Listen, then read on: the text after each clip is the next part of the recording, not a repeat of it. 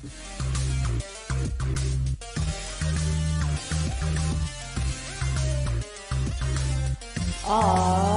you ready? High voltage is upon us. Join our hosts, Chris and Sean, while they turn up the voltage. Welcome back to Dadnarok High Voltage. This is Sean. This is Chris. And this is John. Hey, look at that. He caught on. I wasn't even sure if he was going to roll with it. What's going on, John? Not much. Thanks for having me on, guys. I appreciate it. Awesome. So what is the whole point of this show here today, Sean? This is not our normal, time slot. It's kind of random. We're not kind of a random live show type people yet, are we? It's impromptu. We have a special guest because he wanted to speak about The Mandalorian. Yes. I love impromptu live shows. They're kind of my shtick. And any reason to talk Star Wars and Mandalorian, we're always game. So sure. Yeah. Yeah. So, I mean, you know that Chris and I are doing a weekly recap show. Mandalorian drops on Disney Plus, new episodes every Friday. Mm-hmm. So we go live every 10:30, every Friday, 10:30 p.m. Eastern Standard Time. And we've done 3 so far. And I guess you're just recently all caught up on The Mandalorian? I am. Yes.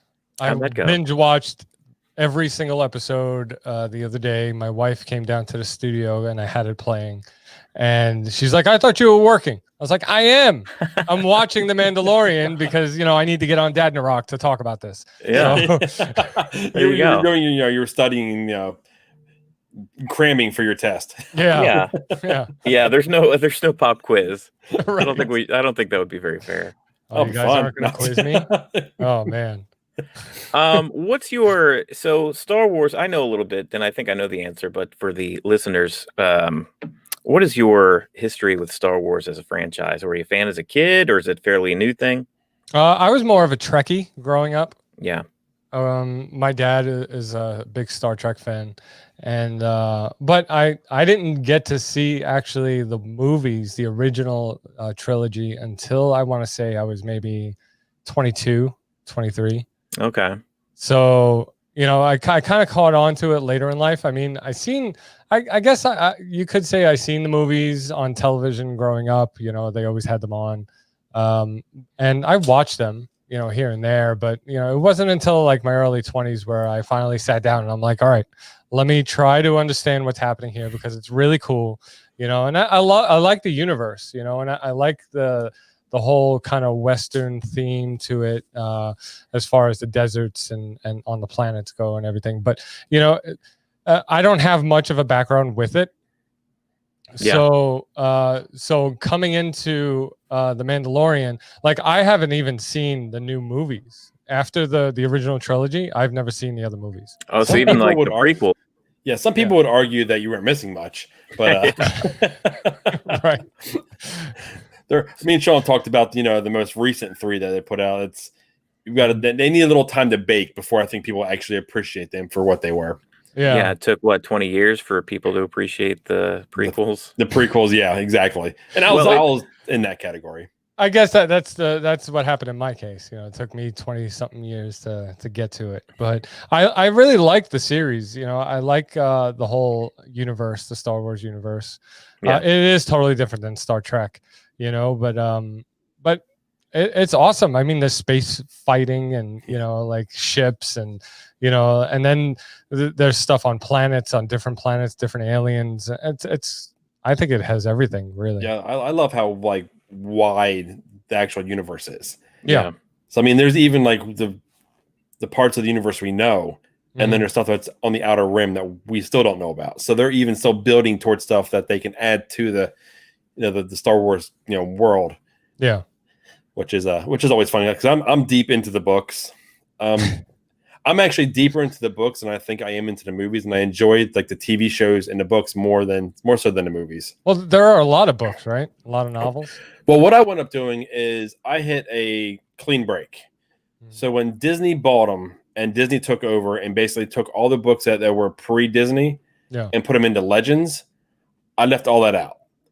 Okay. And everything before that is all basically a cohesive story. So I can be reading one book and that character can come up in, say, in The Mandalorian, or in a TV show or can't. It's all one solid story. So when I'm reading a book and I hear a character that I liked from another one and I didn't know they were going to pop up in another one, I get pumped. I'm like, I'm driving and I start like smacking my steering wheel or something. Something stupid happens inside of me. Well, the Disney's been really good. As much flack as Disney gets on like the new sequel trilogy and stuff, Disney's actually done a really good job with making one cohesive Star Wars galaxy. Like all the stories are canon. Like whether you read the comics, whether you play the video games, whether you read the novels or watch the movies, there's nothing that conflicts each other. Like they all are in the same galaxy, taking place at different times. And Mandalorian's just a part of this longer story from, they call it the Skywalker saga. That's what they're in right now. And right now they're developing movies called, centered around what's called the High Republic, which is, I think, like take place like hundreds of years before. Yeah, I think it's like almost 400 years prior to the Star Wars, the Skywalker saga. Yeah. But right now, as far as the time frame, the era that we're in, it's like it kind of just starts with the Phantom Menace, doesn't it? It's kind of like the first one. There were prequel books that led up to the Phantom Menace, but that's where you have your Qui-Gon Jinn, Liam Neeson, you got your Darth Maul. Those are the prequels, the one that came out in 99. Yeah. And then, all the way up, you see Anakin become Darth Vader. That's how, those end. That's the abridged version. So you don't have to watch them, Spoilers. Yeah. And then 20 years later is the original trilogy where, Luke's about 20 years old, and that's when all that takes place. And then the sequel trilogy, which is about 20 years after that last film, after Return of the Jedi. And that's where the new ones with Rey and Poe and Finn, BB-8. And then Mandalorian is nestled kind of right in between the original trilogy and the sequel trilogy. It's about 5 or 6 years post Return of the Jedi. Right. Yeah, because I actually Googled it because I wanted to know where in the timeline Mandalorian came in. Yeah. And Google says that it's right after Return of the Jedi. Right. So, and it's funny because like as I'm watching it, I'm realizing like the stuff that Baby Yoda does as far as the force stuff that he does, and like Mandalorian has no idea what he's doing. Yeah. And it's like I thought like the Jedis and the whole Force thing were like universe known kind of thing, Yeah, no, there's a whole book that it's like a coffee table book. Yeah. It's like the mythology of Star Wars. It's like if how we would say the devil. Right. Like these people in this galaxy would reference Palpatine and Vader because they don't know if they really exist or not. And Jedi are the exact same way. Jedi are kind of like the angels in that galaxy. So they kind of use that as their mythology. So, because I heard Mando refer to the Jedis as like witchcraft and witch sorcerers and sorcerers. Yeah. So I was kind of confused because I thought the Jedis and the whole Force thing were kind of, known everywhere, but it turns out that he doesn't know. Well, us as viewers, we're kind of, we're hip deep in Jedi constantly because, the movies are centered around them. But, you got to think you're in a whole galaxy full of planets, full of people. Yeah. And there's trillions and trillions and trillions of species and citizens of this galactic republic. And only a few of which, maybe there's like 1,000 or so, maybe a few thousand Jedi. But comparatively speaking, across the entire galaxy, there are some planets where they're just legend, or they probably haven't even heard of them at all. It's just kind of one of those things. It's just kind of like here in our planet. There are certain countries or like civilizations that are just kind of outside the pocket of. They don't know what's going on in Ohio at any given time or whatever. So, right. And that's just one planet. For some reason, I'm thinking Wakanda forever. Yeah, Wakanda, like Wakanda, how it's like secluded and stuff. Talking about Wakanda like it actually exists over there. A whole other, which is another Disney property. So exactly. Right. See, it all fits. No, my whole love from Star Wars started from the Sean here because man, he was diehard into when we were kids. Yeah. And I was kind of a fan by proxy. I was there. He was so big into it. He had all the action figures. His mom was huge for him as well. She went to the store, was it KB's, I think it was? Yeah. And brought back all the original action figures from the first movie. I remember KB toys. Yeah, Yeah, in the mall. That was fun as a kid. Hell yeah. Yeah. Well, it was actually your mom though that started the whole thing, because I hadn't seen a Star Wars movie until you and I and her went to go see the original, the special edition in '97. And we went to the theater, and that's the special editions were being re-released, into theaters, and we went and saw A New Hope. And from there, it was like I was hooked. I asked my mom for the little VHS trilogy box set that came with A New Hope and Empire and Return of the Jedi. And then from there, I mean, it was over. So my fandom expanded, and you went back to watching, sports and stuff.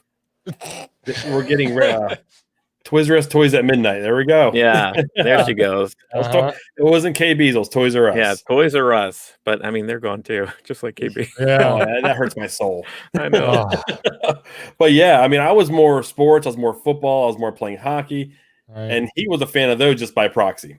Yeah. See, I was, I guess, another kind of geekdom fantasy kind of thing where I was more into comic books.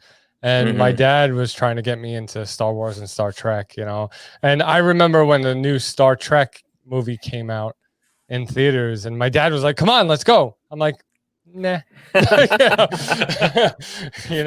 I was like, "Nah, no thanks. I'll pass." I was more into comic books, So, how's your Star Trek fandom holding up these days? Though there's a lot of new Star Trek stuff out there with CBS All Access, and I haven't been really into Star Trek since I moved out of living with my dad. But I do have to say, when I heard that Picard was coming out, I almost got a little bit of chills, because it's pretty awesome that Picard. Have you watched that series? No, I haven't. I still haven't seen it. You gotta catch up I on was that pumped too. about it. I only made it about 3/4 of the way through. I haven't finished it. Yeah, I seen the trailer for it, and I was like, "Oh man, I gotta get Sean's face. I didn't realize you hadn't finished the dang thing. We almost made it a weekly series, like a review series on the podcast. Yeah, we reviewed like the first couple episodes, and it just kind of fell off from there. Yeah, I liked it. It was good. I mean, it was kind of cheesy. It felt kind of '90s in its like plot and structure. Oh, that's awesome. Yeah. So yeah, it was refreshing. I mean, and you got to watch Picard in action, so it was cool. Yeah. I liked it. Picard, I'll take number one. And number one is number one in it. Number one is in it, and Troy, and a little bit of Data. Nice. We're venturing into a world I don't know a lot about. I know. Yeah. Sorry. You're supposed to be talking Mandalorian. Mandalorian. Yeah, but okay. So, are we allowed to talk spoilers of Mandalorian? Full spoilers. Yeah, I put every it time on the actual. Okay. Display. So, whatever it is. My problem with the Mandalorian. We're gonna go right into the problems. Okay, let's go. Is that Yoda, Baby Yoda, is not the Yoda. Right. Yeah. Okay. Like I thought, because I'm not that much of a Star Wars fan, and I've watched the movies, so I know kind of a little bit of the history. Yeah. So I know Yoda's pretty kick-ass. Yeah. But going into this, I thought it was like maybe a timeline thing, because with Yoda, because that's why I even Googled the timeline of the Mandalorian in the first place, because I was like, all right, well, maybe this takes place before everything else, and Yoda's still a baby. But no, it turns out that Yoda is like a race of beings from a planet. Yeah. Like I was totally disappointed. Well, let me throw this out there real quick for you. We're getting ahead of ourselves, but there is a fan theory out there that Baby Yoda is a clone of Yoda, because in that first season, when the client is in there and they're scanning Baby Yoda, and they have that doctor with him, he has a patch on his uniform that's telling us he's from Kamino, who are the ones that created the clone army. Back in the prequels. Okay. So only you guys would know that. Yeah. These are little nuggets you wouldn't know if you didn't watch it. But there's no confirmation on this or anything, and it's just kind of floating out there. So that's what's interesting about Baby Yoda, is that we've only seen, we've seen a bunch of Wookiees. We've seen a bunch of the Mon Calamari, the fish-looking people, right? The pig-looking people. Yeah, what's their name? They're from Mon Calamar. So you see like those representations of those species over and over again, repeated on different planets and different characters even. But Yoda, we've only seen Yoda, and there is one other Jedi in Phantom Menace called Yaddle that was green, short, long ears, right? Okay. And that's one of the mysteries about Yoda as a character, is that we don't know anything about his species, where he's from, like where he originated, if there's any more of them out there besides him and Yaddle. Like, are they all force sensitive? Right. So we actually know we know a lot about Yoda as a character, but not a lot about his species. So that was a big deal, actually, when at the end of the first episode, Mandalorian opens up that pod and we see a little tiny baby Yoda, which is a misnomer, of course. And that's what everybody called him, but they didn't have a name for him besides the child. So that's what kind of stuck. And I'm actually wearing a Mandalorian shirt today, and I didn't even notice it until I put it on. I was like brushing my teeth. I was looking at my shirt. They didn't even put him on the shirt. No. Released, and they didn't even they held that under wraps so tight when they were putting out the actual merchandise. He had nothing to do with it. Yeah, you got to think. I mean, it was debuting right around this time, late October of last year. Think of all the Baby Yoda merchandise. I mean, you go to like the grocery store. That's where I got that blanket back there. It's the damn grocery store. Baby Yoda's everywhere now, but they lost millions last year because Jon Favreau, the director, he wanted Baby Yoda to be a surprise. He didn't want like a bunch of like merchandise and toys and stuff to be produced. Otherwise, it would have been ruined.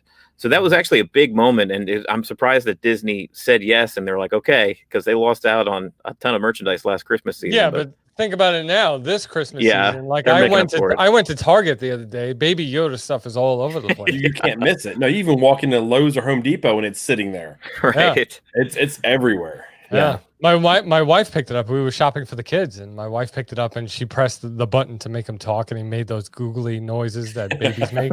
And she's like, "Oh my god! Like, oh, we gotta get him! Like, no, you can't have Baby Yoda. This is for the kids. Like, then buy two."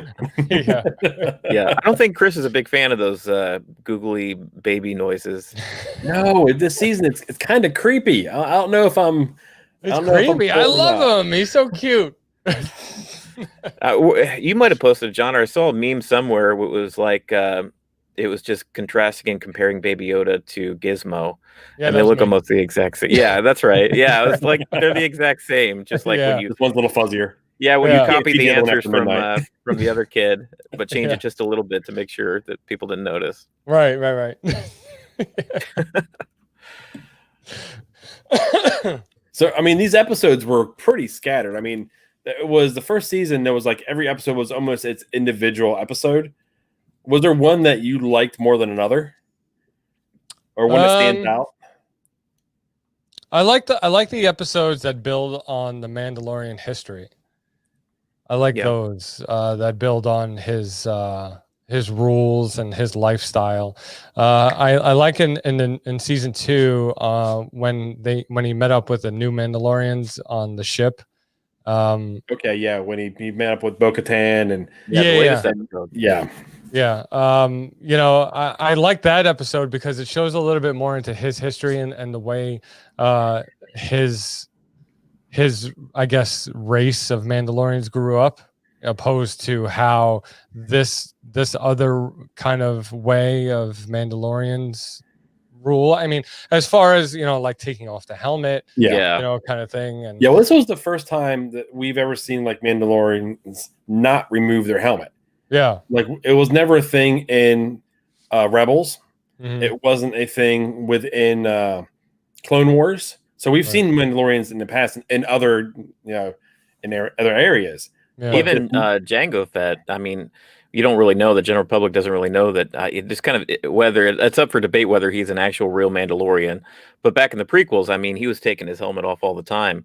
Jango Fett is Boba Fett's father. Boba Fett's actually a perfect clone of this guy named Jango Fett, who was wearing like the silver and blue Mandalorian armor back in the prequels. Yeah. But yeah, that was a point of contention when we started to learn about the Mandalorian and this rule where you don't take off your helmet. Star Wars fans like Chris and I were like, well, that doesn't add up with a lot of the other people. Is that something that they made up for this series? Like, is this something new? Yeah, I think it is. Yeah, and we get that explanation on what they were and why in this most recent episode when he actually came up against Bo-Katan, when you're just like, the guy, I don't remember his name, was like, oh, he's one of them. And basically they were a faction of Mandalore that separated, and they wanted to go ahead and bring back that old Mandalorian way, which was like hundreds of years ago. Right. And I guess at that point it was, we're not removing your helmet. We take things by force. We are one of those type, almost like a Viking culture or something. Yeah. Can I say though that when he took his helmet off at the end of season 1, when he was hurt, I was a little disappointed. Really? I was. I didn't want to see I didn't want to see it throughout the whole up. Once they actually set that expectation that he wasn't going to take it off. Yeah. I didn't want him to take it off. Exactly. I wanted him to take it off, but I didn't. And then when the guy, when you actually see the actor's face. Pedro Pascal. Yeah. I was kind of let down because he's got such a badass voice. And he's a badass presence that this is the guy, really? His look didn't carry through.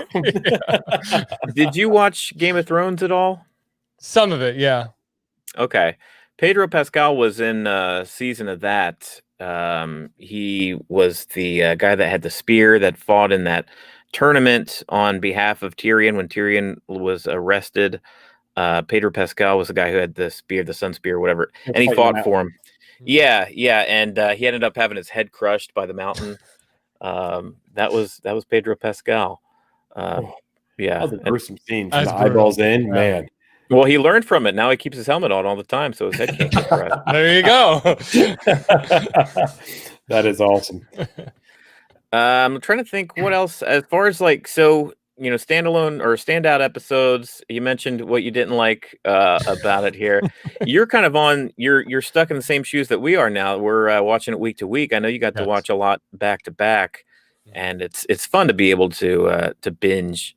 What's your preference when it comes to that? Is this going to be torture? I don't know. If you love the show, it's probably torture. If you're like whatever about the show, it's not. But how do you feel about binge watching in general versus week to week? You know what it is that usually I like to binge watch seasons all straight through. Yeah. Okay. I'll go out. I'm the kind of guy that'll go out and buy DVDs or, just watch it on Netflix and watch the whole season straight through in like 2 days. But I don't know. There's something with this, where I haven't had the chance in a long time because I haven't found a show that I like in a long time, where I can say, all right, I'll just wait for next week. But I think I'm gonna wait. I'm gonna do the weekly thing because now I like the show. I like the show. I want to see the next episode. So I think I'm just gonna be one of those guys who can't wait until Friday. And I wake up at 9 a.m. not wake up at 9 a.m. but I wake up, get the kids off to school, and then watch Mandalorian before I actually do anything else. Well, what time do they release it? Eastern Standard Time, it's 3 a.m. 3 a.m. So basically, they're releasing it so it lines up with Pacific Standard Time. Yeah, midnight. So the whole continental U.S. gets at the same time. Okay. All right. So no spoilers for anybody. Yeah. Yeah. And we got a guy, Jimmy, and we mentioned him on the show before. He'll message us, bright and early. It never fails. Last couple of weeks, Friday morning at like 6:30 in the morning. Oh man, it's that awesome episode, and that's what we wake up to. Oh no, my camera's down. Oh no, it should come back. Hang on, I'm sorry. That's all right. Hey, you're there. We can still hear you. Yeah, you can still hear me. Straight beyond, we still hear you. You just went into the outer rim. Come on, come back. There we go. Oh, there we go. Yeah, no, there was a few things that did you catch the callback with the Spider Planet when he was being chased by the X-Wings? The callback to the Prisoner episode in the first season? I get no references to the older movies. Sorry. No. It's not the movie. That Prison Break episode where he basically was supposed to bust that guy out of the prison with the other ne'er-do-wells. Tried double crossing him, and then he kind of threw a tracker in that little outpost, and the two X-Wings blew it up. Yeah. And this season when they're on the ice planet, and the X-Wings are chasing them down. They come to him at the end. They refer to him helping them catch 3 of those people because he left them actually in the cell. And then they let him go because they also he protected somebody. Yeah, there was a big drawback or callback to that episode, which was I didn't exactly catch the first time since I watch it twice to get the show ready. Okay, I caught it the second time around when I had the closed captions on. Yeah, I didn't catch that. I thought they were referring to something else, like he must have helped them out at some other time. But yeah. Well, I think that's one of the strengths with the show in general is that it's got something for everybody. You could be a person that barely watches the show, just kind of half watches it while you're piddling on your phone and love it. Or you could be like me and Chris, where we literally podcast about it every week, where you dive into the whole, you open up the Star Wars thesaurus and the encyclopedia, and you're like, oh, this is a reference to this, and this particular thing is from this planet, which was a concept art from back in 1979, like where you just start like feeding off all those minute, the minutia, all the small details. Well, it's funny he says that because since I'm deeper into books. My biggest issue with that actual episode was the way the X-Wing pilots were reacting, because that's not how Mon Mothma, who runs the New Republic, is basically telling all of her, the army to react. They're not supposed to engage. They're not supposed to do any of that. And the fact that they went ahead and they were chasing them down and said, "Don't make me, basically blow you out of the air."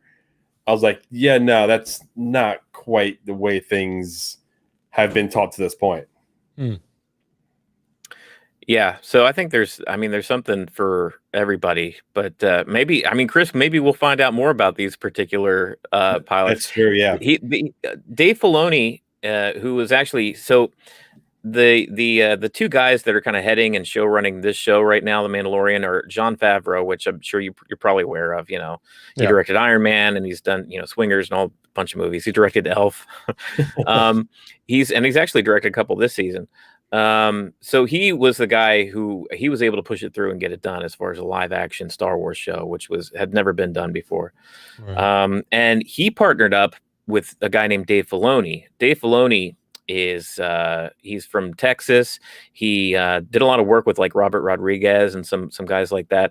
But he essentially was the showrunner for the animated shows that have been on over the last decade or so, like the Clone Wars and Rebels. Yeah. And he was like George Lucas's protege, basically. Like he was his Padawan. So he understands and knows Star Wars almost as well as George Lucas does himself. So Jon Favreau, he leaned into that. He's like, I got to have Dave Filoni with me if I'm going to do this at all. So those 2 guys are the ones responsible for, bringing The Mandalorian to life. And the reason why it's so entertaining for, first-time fans as well as, deep lore Star Wars fans is because these guys like really have that ability to come at it in both fronts, make an entertaining show that's also entertaining for longtime fans. So, well, see, that's the thing. When I started watching, like I don't know the history and every nook and cranny about this universe. So when I started watching, I kind of came in fresh. So, I think it's a great show for somebody who doesn't know the Star Wars universe. Yeah. To just start watching. Because they're really introducing everything about the universe, kind of in the same way as Mandalorian doesn't know anything about the Force or Jedis, So I assume in later episodes and maybe, this season, we're going to learn more about Jedis and the Force and all that, which will introduce them to the people who don't know, the Star Wars universe as of yet. So I think, yeah. I'll say, yeah, go ahead. No, fine.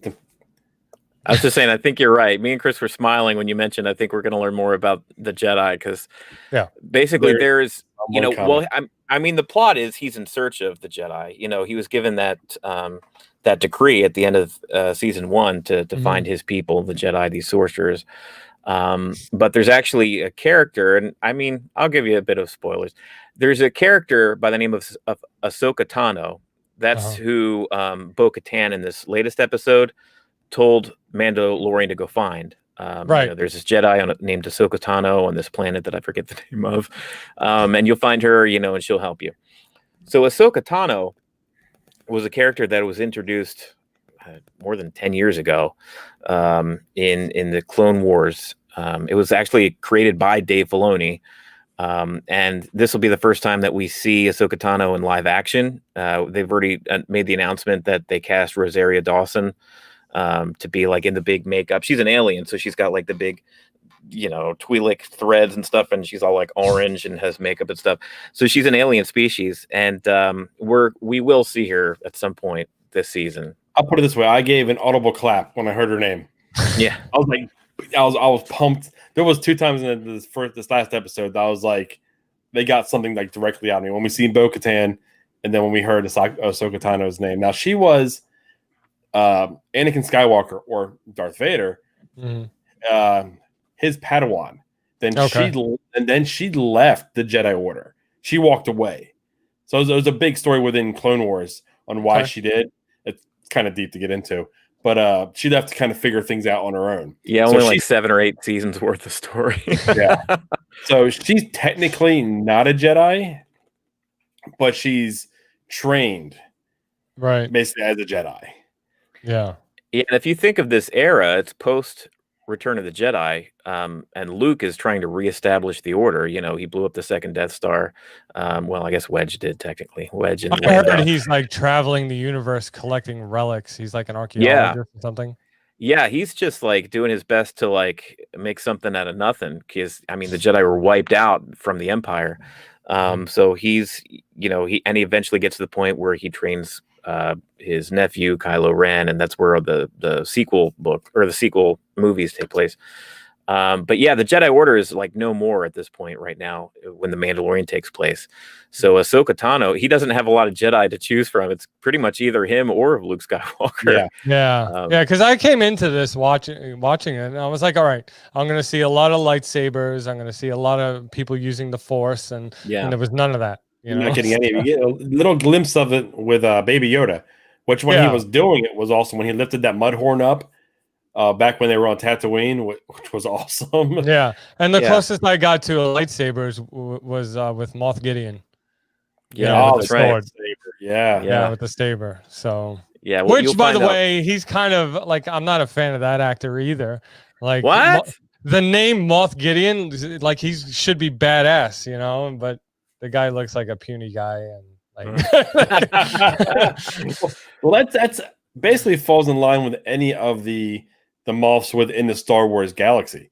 They were all pretty much, they were like senators, they were political people. Yeah, that's what they were. They weren't warriors. They were foppish British people, like like Tarkin and stuff. Just skinny British actors. That's who they had as Moffs. But yeah, he kind of falls in line with that. But yeah, as far as the show goes, trying to think what else we can discuss here, or how long you guys wanted to go. I don't care. We can keep going. Just whenever. I'm just glad I'm not hosting. It's nice being on the other side. Nah. Yeah, that is good. Let's see. How else can we grill John? So, what do you think of seeing Gina Carano in it as Cara Dune? Did you know Gina Carano prior to? I don't know who that is. Okay, that answers my question. She's the shock trooper, the female that he meets on that planet that's kind of like a forest planet. Oh, yes. She's the female with the big guns. Yeah. She used to be a MMA fighter. Yeah, the buff girl. Yeah. I like her character. I think they did good with her. I thought maybe I knew her prior. Yeah. Like I knew her back when I was still watching Ultimate Fighting and UFC and all that good stuff, mixed martial arts. And then she kind of just faded away.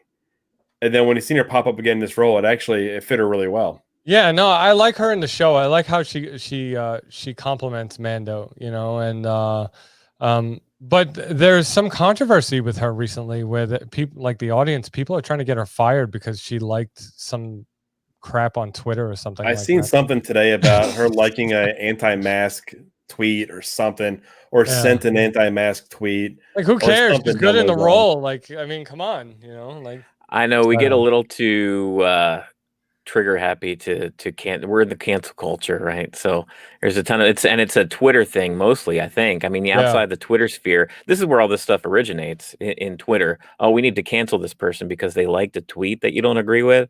Right. I'm all about like, because I probably, come to find out, I probably don't have the same political views as she does. But like, I don't want to like, fire her from her job. What would happen if you found out that the Mandalorian was a Trump supporter? I mean, come on. Yeah, right.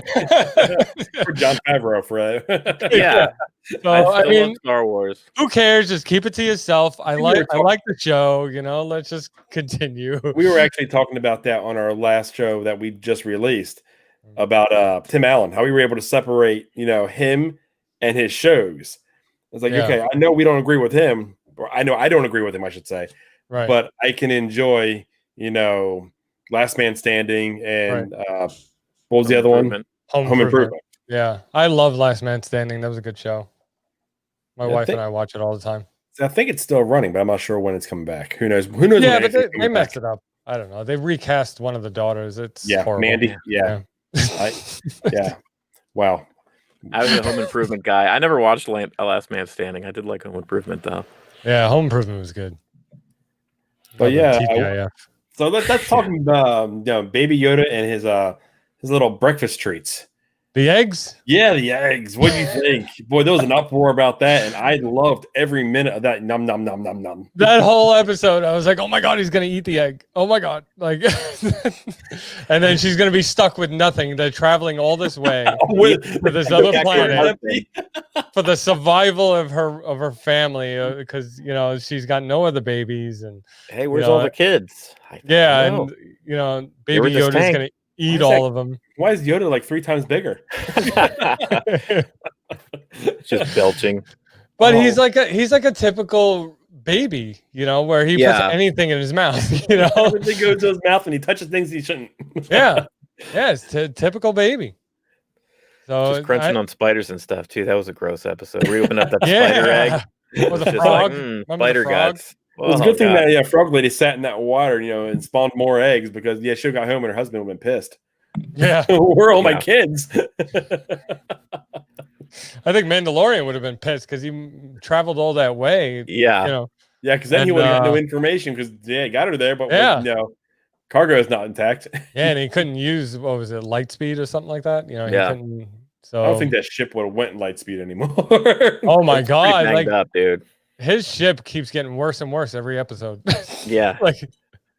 I'm just waiting for his ship to stop working, or for him to just get a new one. They just start floating, and then another group of Mandalorians find them.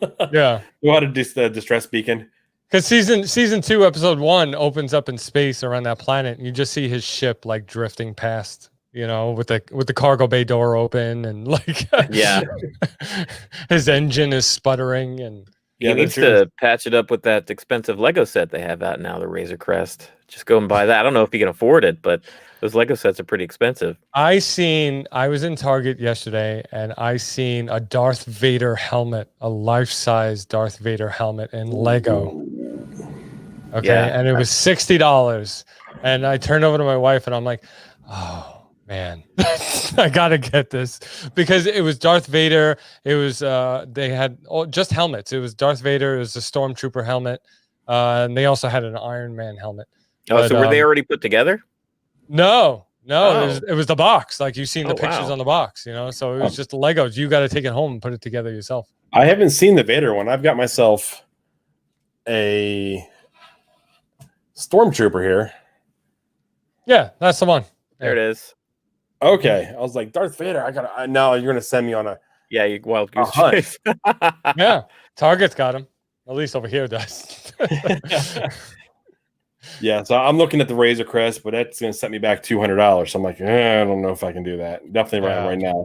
For a Lego set, dang. Yeah, I know, man. They release the best stuff around Christmas time, and it's like, I want all this stuff for myself, but I gotta buy for the kids. I gotta buy for other people. What the heck? Oh well, there's always January. That's something that I get in trouble with my wife. Is just like, I don't know what to get. You always get everything for yourself throughout the entire year. So what the heck am I gonna get you? And I'm like, I just shrug. I'm like, I don't know. I don't need anything. Oh, I lose Christmas every year. I don't even try. It's like, remember what 1 year, Sean? She got me the new Xbox One. Yeah. Nice.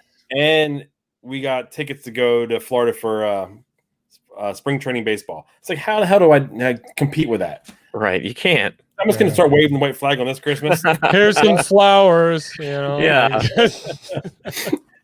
Man. Flowers and a gift card. My wife's like, what do you want to get the kids for Christmas? I'm like, gift cards. You know, like, I know.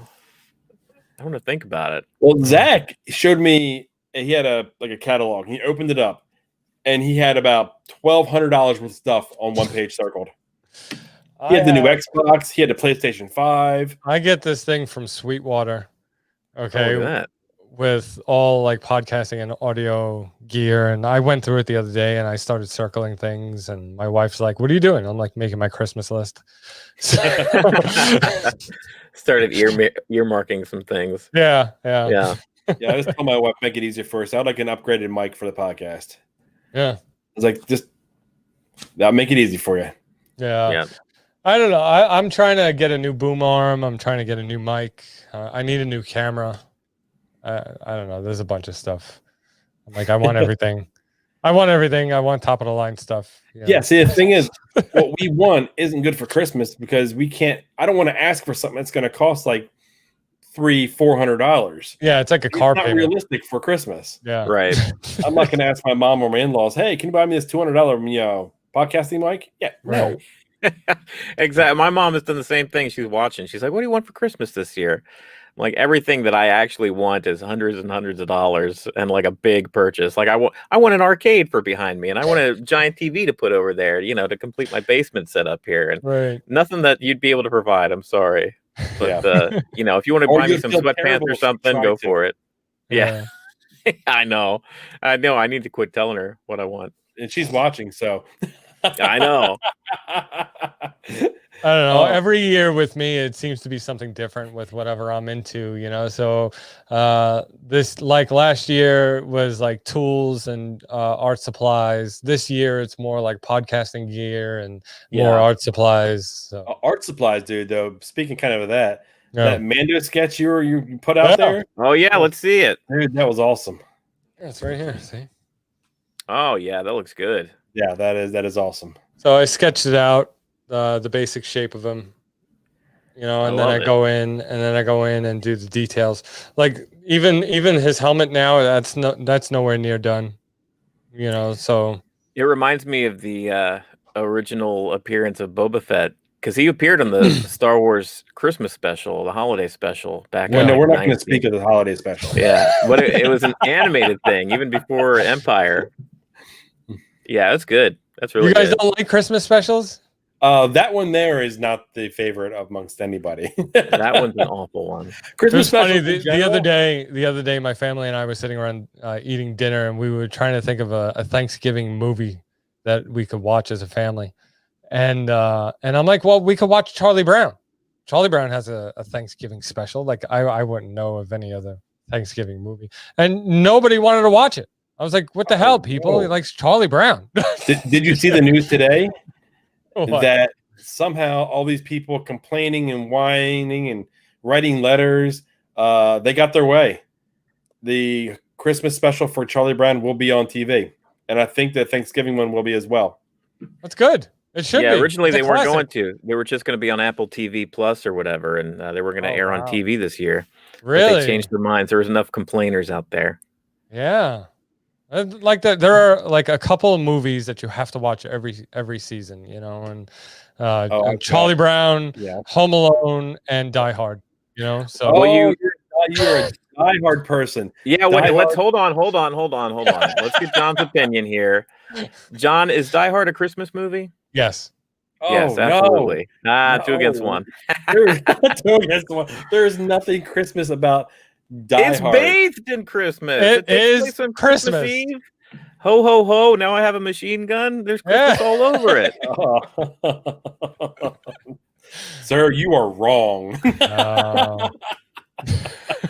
I know we live in a very polarized nation right now, where people are, it's either Coke or Pepsi, blue or red. Is Die Hard a Christmas movie or not? But I got to tell you, you're wrong on this one. Oh man, I can't get aboard it. Okay, so I see it. There you go. There you go. Okay, so if we're going to go that far, is Gremlins a Christmas movie? I don't like the movie Gremlins. Oh, it hurts my heart. Oh, a little part of me just died. I might have seen it maybe 2 or 3 times when I was a kid. It just never interested me. I wouldn't introduce it to my kids, but I think it may scare them. So I'm gonna hold off a little bit. Here's my little opinion on it. dog that I'm like, I don't want them to think if they feed him after midnight, turn into a gremlin. I feel like Gremlins is less a Christmas movie than Die Hard, but if I'm going to count Die Hard, I almost by default have to count Gremlins as a Christmas movie. What about E.T.? Would you consider E.T. a Christmas movie?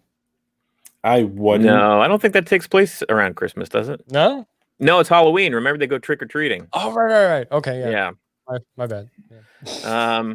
But there's some others out there, like Lethal Weapon. The first Lethal Weapon, technically, it takes place on Christmas and around Christmas and stuff. So even though it's in LA, it doesn't look like Christmas at all. If I count Die Hard, I guess I got to count the first. Hey man, Lethal Weapon, I know what it's like. I know what it's like living in a tropical place and not feeling like Christmas. So I've lived down in Florida during the Christmas time. Oh, really? Yeah.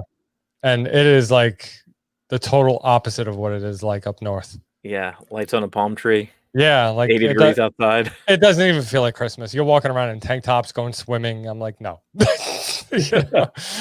Yeah, well, especially if you're coming from New York. Were you grew up in New York, right? Yeah. So like a New York Christmas, if you get used to that, I can't imagine being anywhere else. No, it's frigid here. It's cold. We don't get many white Christmases. Yeah, but it's cold. The smell in the air. It's the holiday season. Down there, it's just the beach. Yeah, Midwest, I think we get a lot of brown Christmases. We get a lot of slushy nastiness. Yeah. Pennsylvania gets a lot of mud too. Yeah. Yeah. My wife showed me a picture the other night of the Rockefeller Center Christmas tree. They went and cut it down and brought it, and it just looked a mess. It was like the perfect Christmas tree for 2020, and it was just like gross looking. Broken branches. Terrible. Yeah.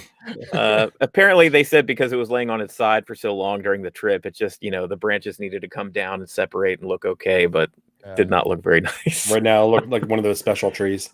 Yeah, the Charlie Brown tree. Yeah, it's funny, but we were having this discussion earlier today, actually, with my dad. What do you guys think they're going to do with Times Square for New Year's? Probably. Will they cancel it? I don't know. You can't cancel it. It's such a huge tradition, I think. Yeah, but they canceled them. They canceled all the viewing of the Macy Day parade.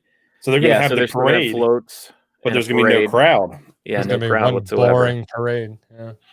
So I can see for New Year's probably no crowd whatsoever, and just just the ball going down. Just the ball going down. Listen, for the parade, I don't stay up. I'm not watching it for little Susie, Smith standing inside though. I'm watching it for Charlie Brown floating down. True. Yeah, Thanksgiving. I'm glad they're still doing, because that's a Thanksgiving tradition for me. Like I always catch the Macy Thanksgiving Day parade. Yeah, I always try to get Verona excited to see Santa at the very end, and I'm glad they're doing it this year. Yeah. It may be something we don't even notice. If you watch the right channel, I think it's like NBC, they have like the main shot. So you don't even really see a crowd the majority of the time. So it's kind of like watching a sporting event. If you're not seeing the crowd, what's the big deal? New Year's, I think, is different. You get a lot of crowd interaction. They're always going down to the New Year's crowd, interviewing them, like, what's your resolution this year? And like, you see shots of the crowd constantly. So that if they have a crowdless ball drop for New Year's, that is going to be pretty odd. Yeah. I don't see how they can do that, because it's New York City. You can't close off Times Square and say, no, you can't come in. Yeah.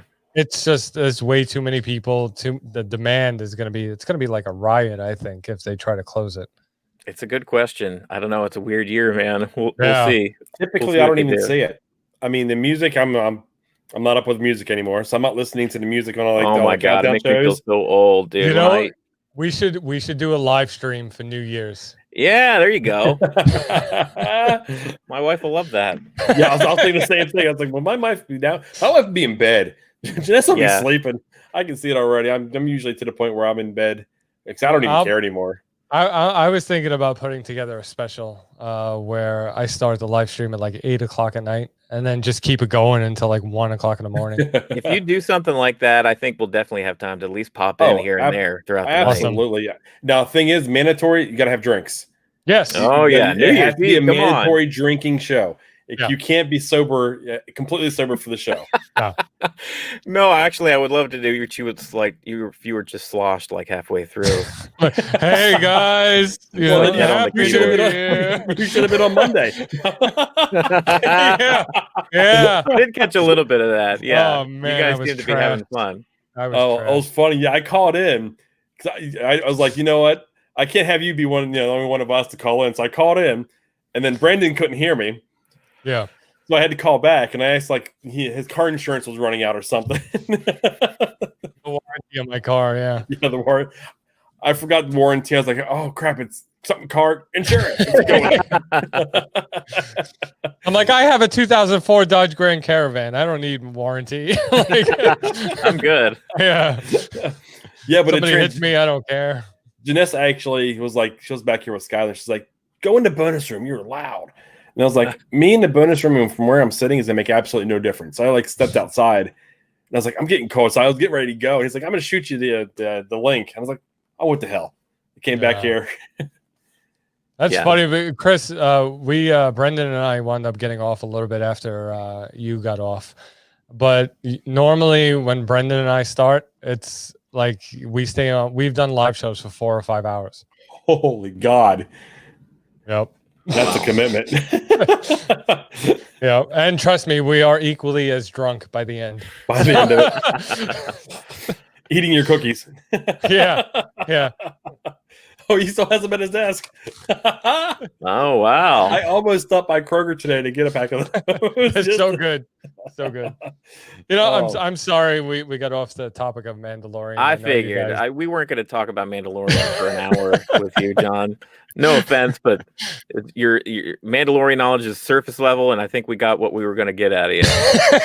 We could go too deep in, and all of a sudden you're looking at us with a blank stare. Like, I know. There, Chris started mentioning like stuff from other stuff, and I'm like, he's not going to get that. Yeah, exactly. And that's okay. That's okay. That's what we were doing. Yeah. But I'm glad we went off into a tangent. You know, I would love to be that into it as you guys. I mean, I kind of feel a little gypped that I'm not. You know, because I want to be on the in crowd. I want to be cool. I want to know what you guys are talking about. Oh, I don't know if it's cool. Yeah, boy, what a reversal. Sure wasn't like that when I was 15. Yeah, we're considered cool now. Then the universe is really messed up. Yeah. Well, now it's cool, but I mean, come on. Growing up, you know, you can ask me anything about Superman in the DC universe, you know, and I could tell you right off the top of my head, you know, and it's not that cool. That's a show that you and I could probably talk about, just comic books. I was a comic book kid growing up too. That was post Star Wars. Star Wars was my entry level fandom, and then from there it was learning more and more about the comic books. I was always a Batman fan, of course, ever since like Batman '89. Yeah. But yeah, it got hot and heavy later in life. You know, we started diving deep into the Watchmen and some other non-superhero stuff. Mm-hmm. And Chris right now he's reading, going through Sandman, which surprised the heck out of me.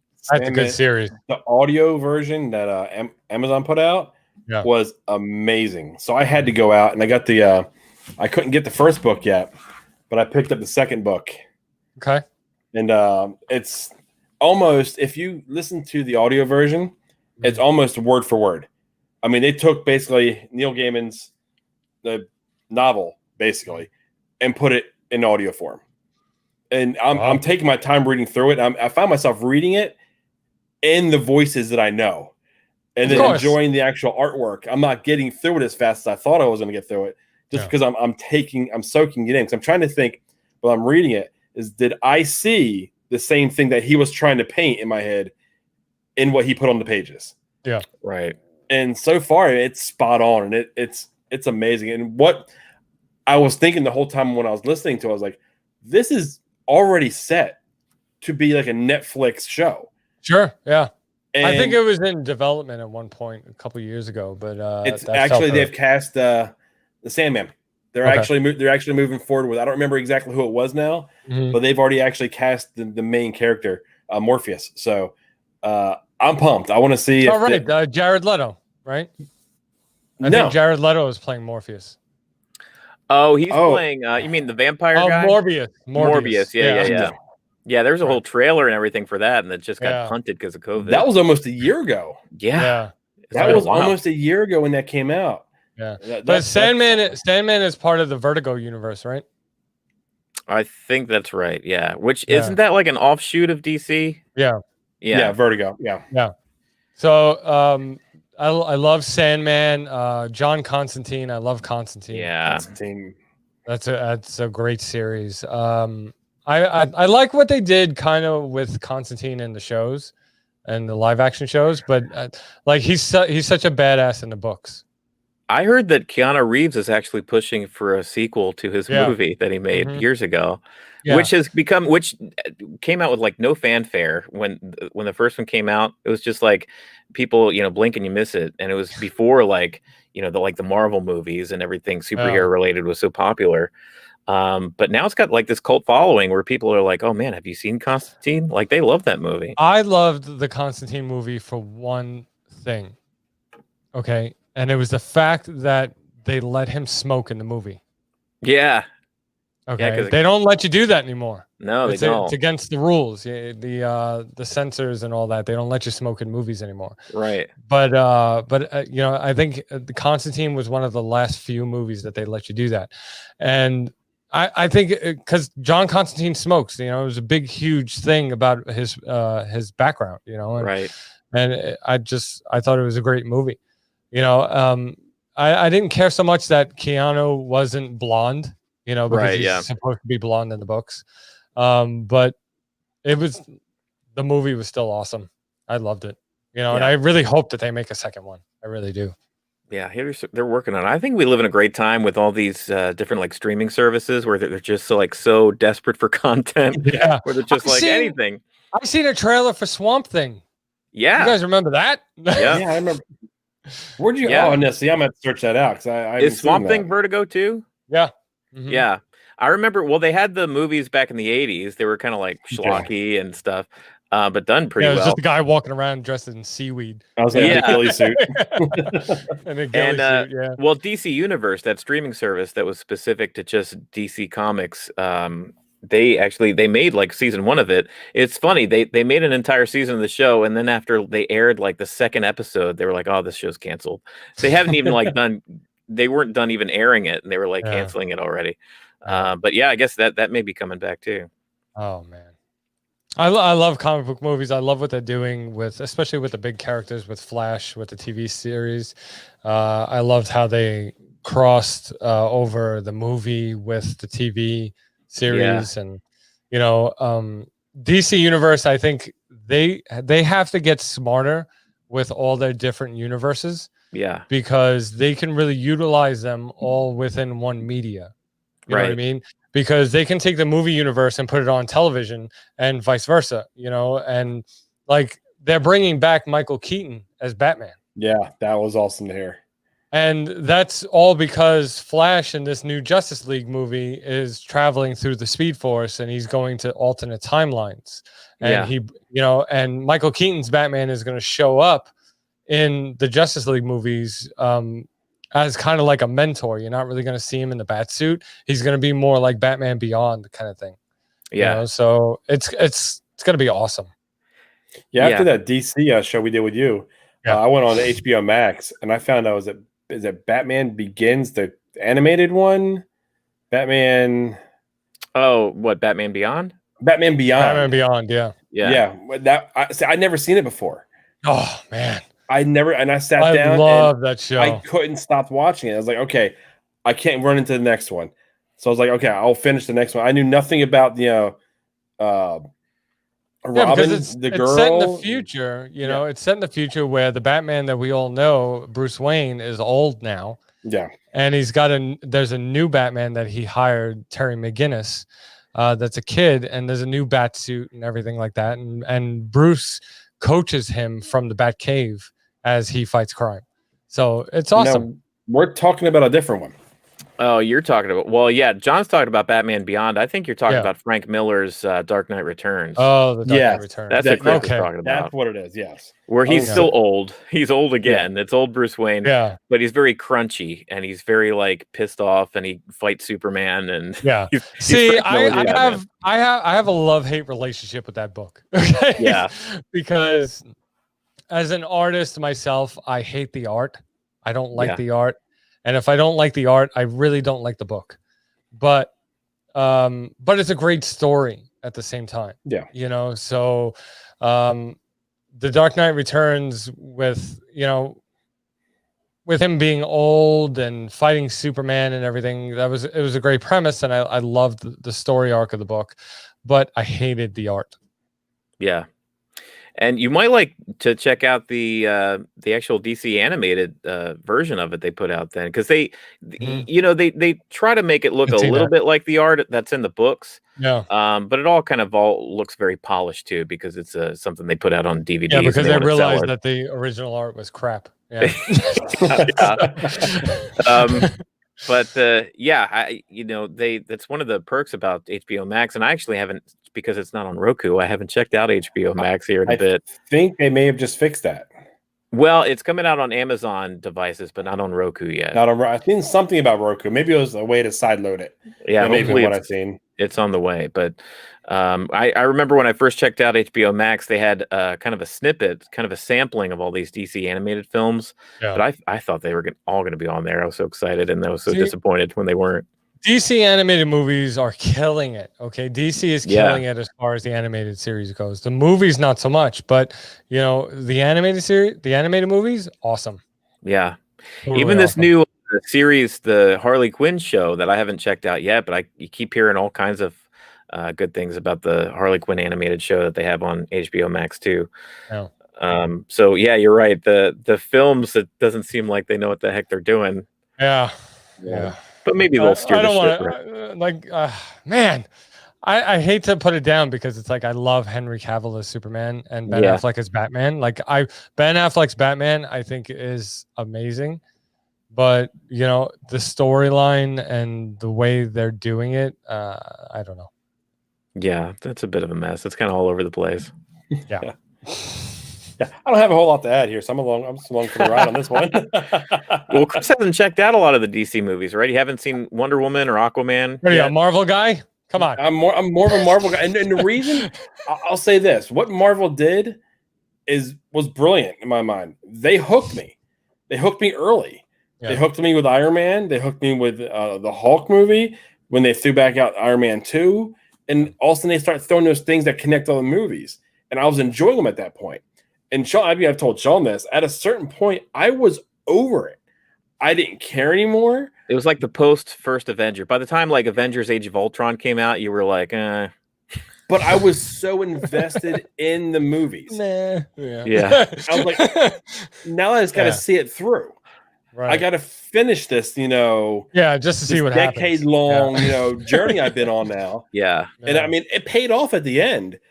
Right. But I'm like, I don't know if I'm going to rush out to see the next Marvel movie. Black Widow. Yeah. Well, if Black Widow even comes out.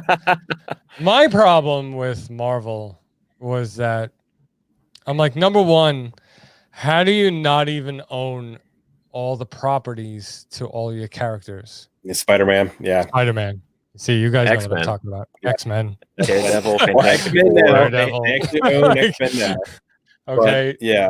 I understand that they licensed out the characters to make money because nothing was happening with them within the studio. But I mean, come on, these are your major characters, like Spider-Man within the Avengers. Spider-Man has to be there. I mean, they got him back for that, but they had to share proceeds with Sony, and it was kind of, I could have done. Are you not a fan of the Tom Holland Spider-Man? I think he is the best Spider-Man that they've ever made. I'd agree with that. Yeah. I don't like Tobey Maguire. I think that was just way too campy.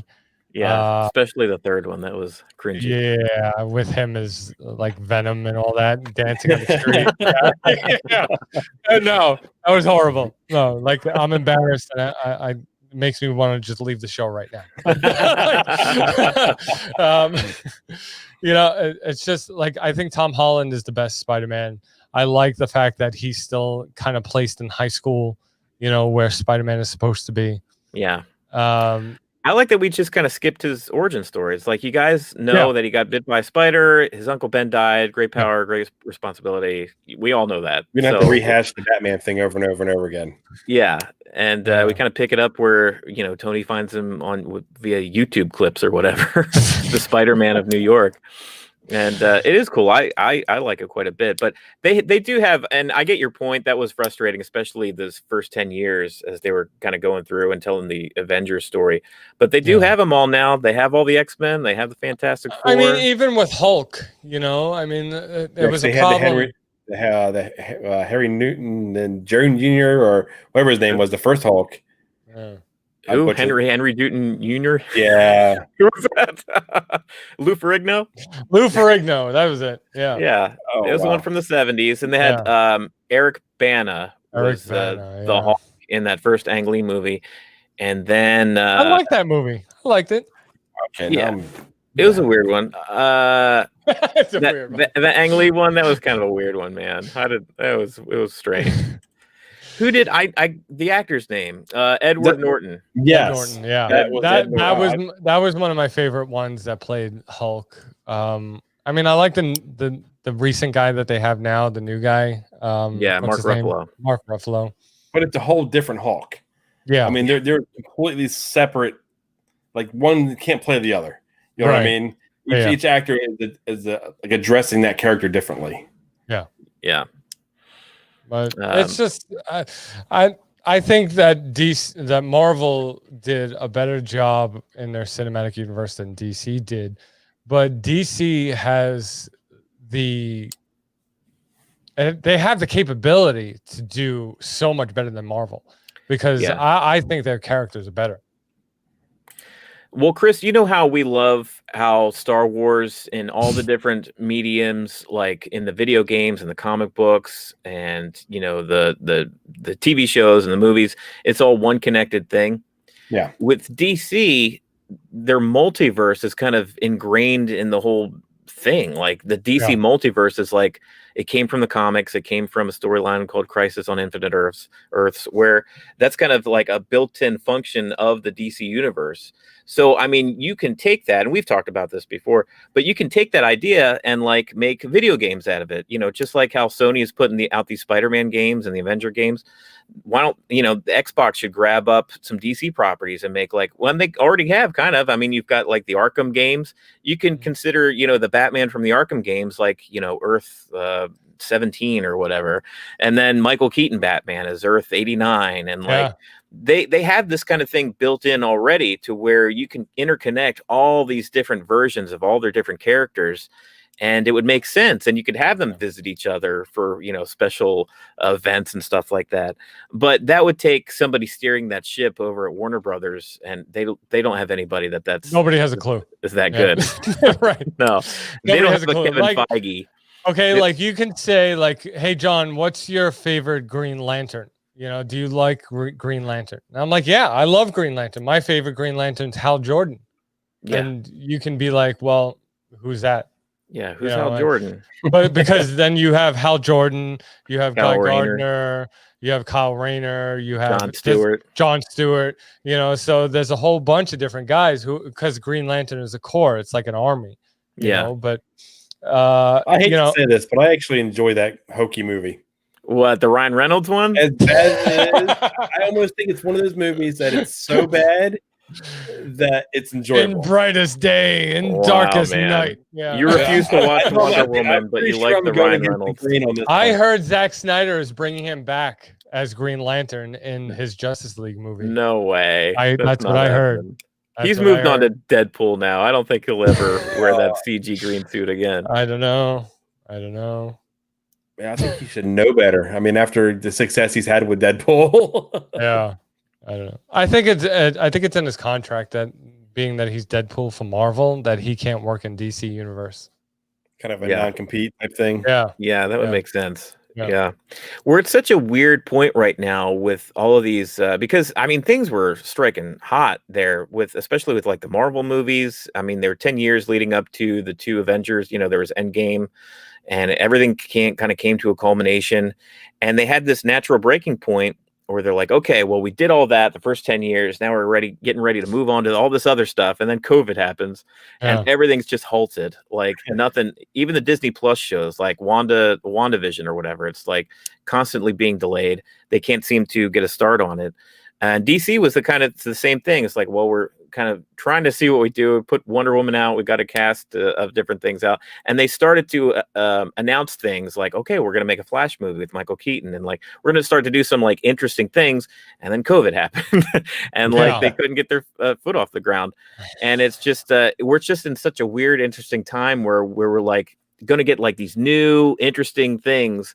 And then everything was just like put to a halt. Where it's amazing because it's like, you know, you get these dreams because I grew up Michael Keaton as Batman, you know, and you get Michael Keaton coming back as Batman. I'm like, oh my God, you know, like, I wanted that since Batman Forever. Right.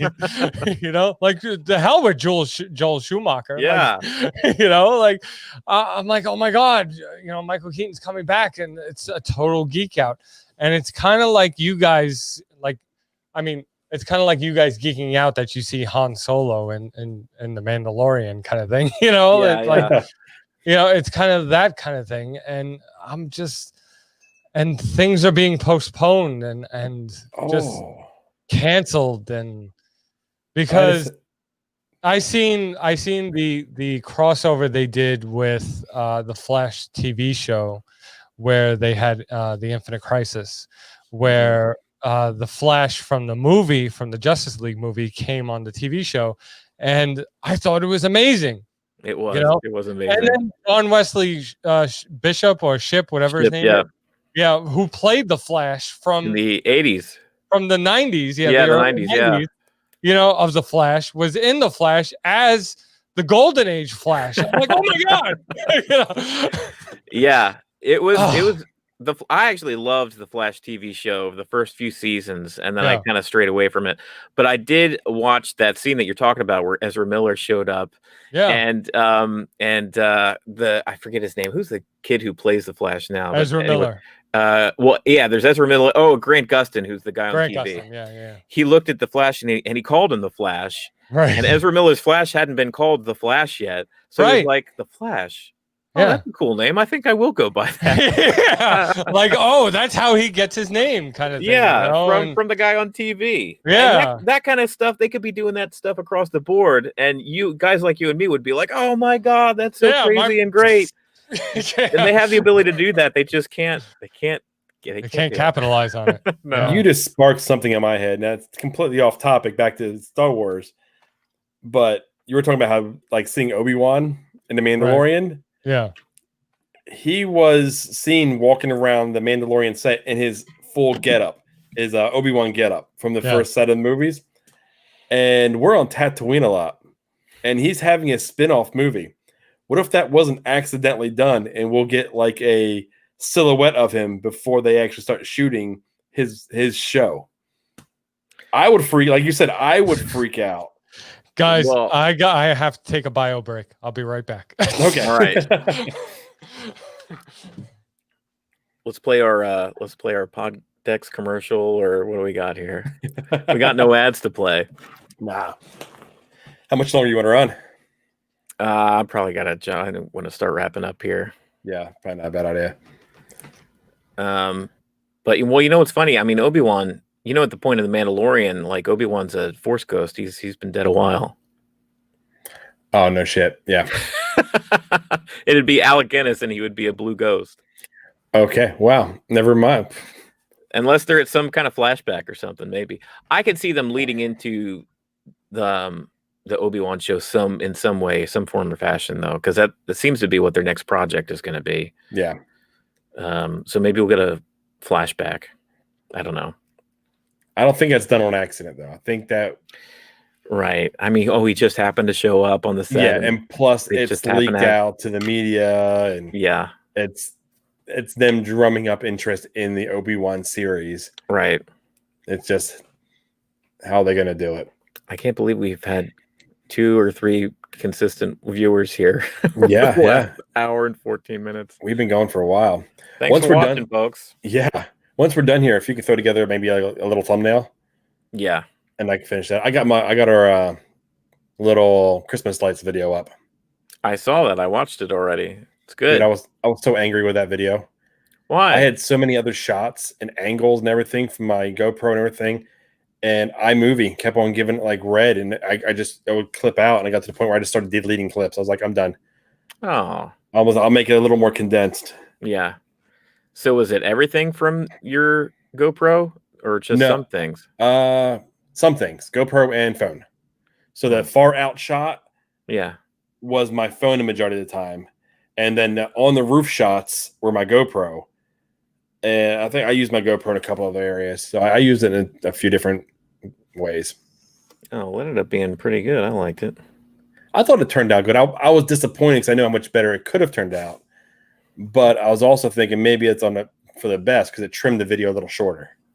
Yeah, I mean, you were already at like 9 minutes. Yeah. How long you wanted to go on that? All right. Sorry about that. Back. As my wife would say, I have the bladder of a 2-year-old. So. How about we do this, Sean? You have your decks with you? Are they close by? Oh, they are. No, how about we spring this on John? Usually it's him springing on other people. Let's break out a pod deck. Yeah, we don't have the theme or whatever. Dun, dun, dun. Oh, yeah. Do you have it? Can you play it? There you go. There we go. I'll let John pick. Which one do you want to pull from? What the heck, or would you rather? Would you rather? All right, would you rather? Here we go. These the packs that they hold the cards in, it's like I don't want to rip them, but they pack them in there so tight. Yeah, they're kind of fragile. Yeah. All right. Use the code BASEMENT10 for 10% off your purchase. There you go. All right. Would you rather blow your nose with sandpaper or use bubble wrap instead of toilet paper? Blow my nose with sandpaper because I like a clean ass. I'll go with bubble wrap because I can get a bidet too. Oh, that's cheating. Plus, I can wash my hands. There's always showering. Yeah, be a man. Use your hand. Oh. Stranded. Stranded on the toilet bowl. Be a man. Use your hand. Well, we're going back. Boy, that was way back. Hey, you know what? Let's see. For the record, I would think I would rather use sandpaper on my nose. I don't like messing with my butthole with anything besides very cushiony toilet paper. I get my toilet paper at the dollar store. It's like cardboard. Oh, do you? Is it like the 1-ply? Yeah. See, well, I mean, 1-ply turns into 2-ply easily. It just, keep wrapping it, rolling it. Yeah. There you go. Now it's a 10-ply. All right. We'll do another one. But Chris, you and I, we mentioned an old joke. I'm putting you on the spot here, but do you think you could do your old duck joke? Do you remember it? Oh man, oh, okay. Do you want me to give you a few minutes? Oh, I gotta think exactly how it goes. It's been years since you've told it. I barely remember the punchline that's been in. I don't even know the setup anymore. Duck. Fuck that duck. Fuck that duck. We lost John again. Oh no! I'm here. I'll have to come back with it. I don't remember. I remember the punchline, but I don't remember how to get to the punchline. Relearn the joke. I shouldn't have put you on the spot there. Okay. Would you rather put ketchup or ranch dressing on everything you eat? Ranch. Yeah, I gotta go ranch. I gotta go ranch too. My family already puts ranch dressing on everything they eat. Okay? I can eat ketchup on some things, but it's funny. I can't stand the smell of ketchup. I can't stand the smell of hot ketchup. Oh, like what do you mean? Like warmed up or like spicy ketchup? No, like warmed up, like temperature hot ketchup. Oh. Like cooking ketchup it on top of like a meatloaf. No, like when you're doing dishes at the end of the night and there's ketchup on the plates and the hot water hits it. Yeah, that's gross. Yeah, no thanks. I know what you're saying. Exactly. As soon as you said that, where there's a big old smear of ketchup on the plate and you're trying to get it off. Oh yeah, that is gross. Well, even as far as like if I have like French fries just on the plate, I'll sit it next to me before I get up. If I don't get up fast enough, that smell will make me get up because I can't take it. Yeah, I don't know what it is. A fresh squirt of ketchup and some hot fries, I'm good. But it's like it gets weird real fast. Yeah, my kids and my wife actually they like to eat a lot of things with ranch dressing, and I'm like, oh, I didn't know we were having salad tonight. I could dip pizza in ranch dressing. I don't care. Oh my god! No, dude, that's almost blasphemy. Do you guys like blue cheese? No, I do. Yeah, a little bit. A little bit. I do like blue cheese. I love like it crumble wings. Yes, wings. Now, see, I'm a ranch and wings guy. Yeah. All right. Do we want to do? Let's do a what the heck. Let's do one more. Yeah, I think we'll be wrapping it up here shortly before either of us are dead. Yeah, I'm gonna get. I'm gonna get a lecture when I come back out. Yeah, Yeah, I get a text. Sorry, I got you guys in trouble tonight. You did. I'll just blame you, John. Okay, yeah, that's fine.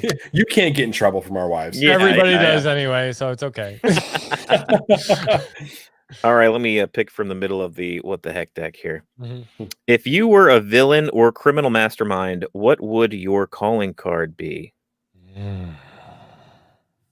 Oh, I don't know. I have no idea. I know that I never thought about being a villain or criminal mastermind. I haven't given it much thought. What would my calling card be? Probably like something smeared in blood on the wall. Like that's dark. Or something. I was gonna go goofier and just like a riddle or I don't know. Riddle me this. Yeah. Something. Or maybe like a vacuum cleaner part or something. Just to like confuse people. Like, what's with the vacuum cleaner part? Yeah. Just start leaving M&Ms everywhere. Just one M&M. Yeah, M&M. The M&M killer. Yeah. When you find the other M&M, you find the other victim. Oh no. Almost like I thought that out. When you've been thinking too much about this. When do ducks usually wake up?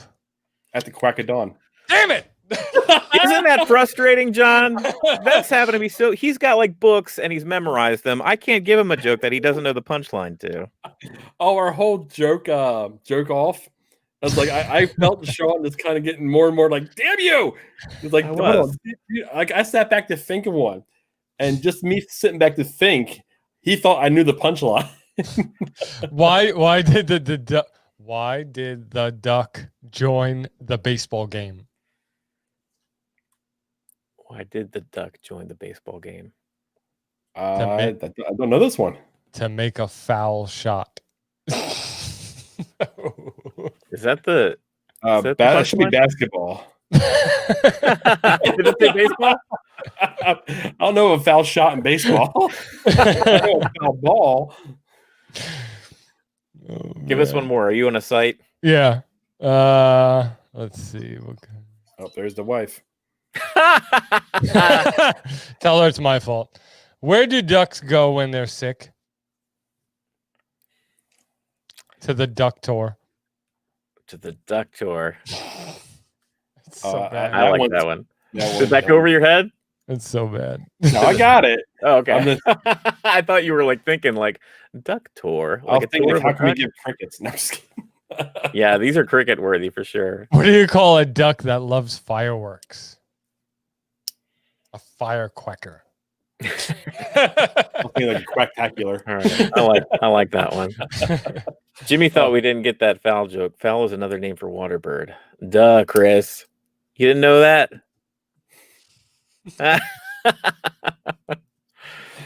Oh, so yeah, there's Jimmy. Jimmy got my joke. Yeah, there we go. Jimmy got it. Jimmy He's our OG. Well, we got 4 people that signed on now. Well, check this out. Nice. Yeah.